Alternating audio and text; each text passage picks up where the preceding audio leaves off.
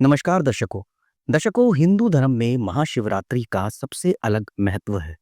महाशिवरात्रि हर साल फाल्गुन मास की कृष्ण पक्ष चतुर्दशी तिथि पर मनाई जाती है।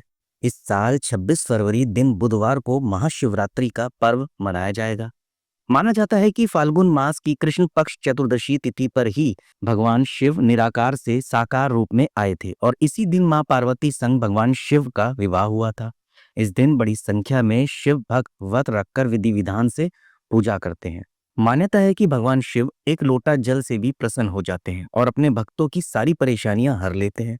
भक्त भी अपने भगवान की कृपा पाने के लिए भोलेनाथ के लिए तरह तरह के उपाय करते रहते हैं। ऐसे में कुछ लोग भगवान शिव को लौंग का जोड़ा भी चढ़ाते हैं। माना जाता है कि भगवान शिव को लौंग अति प्रिय है।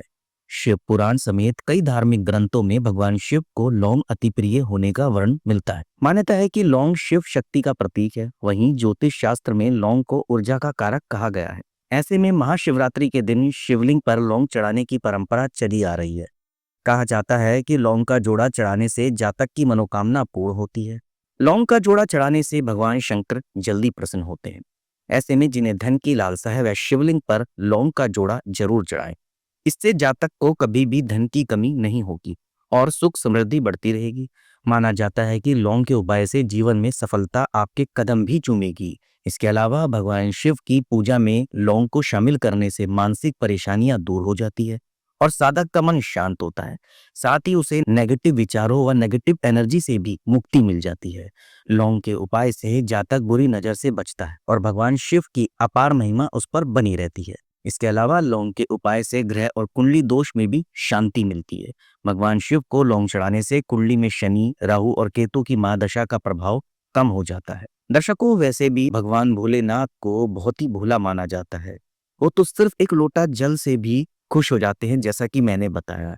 अगर आपके पास कुछ भी नहीं है, आप कुछ भी नहीं कर सकते, हालांकि ऐसा होता नहीं है, लेकिन मैं फिर भी एक बात बता रहा हूँ कि प्रेजेंट टाइम में आप मंदिर नहीं जा पा रहे, आपके सामने शिवलिंग नहीं है या भगवान भोले नहीं है, तो आप सिर्फ आंख बंद करके भी हाथ जोड़कर भगवान भोले की प्रतिमा अपने मन में लाकर भी उनसे विनती कर सकते हैं। उनसे अपने सारे कष्टों को हरने के कह सकते हैं। जो भी परेशानी हो आप उनसे कह सकते हैं।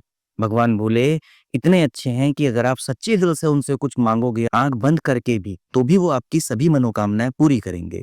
और जो मैंने ये लौंग के उपाय बताए हैं, लौंग अपने आप में ही बहुत प्रभावशाली है।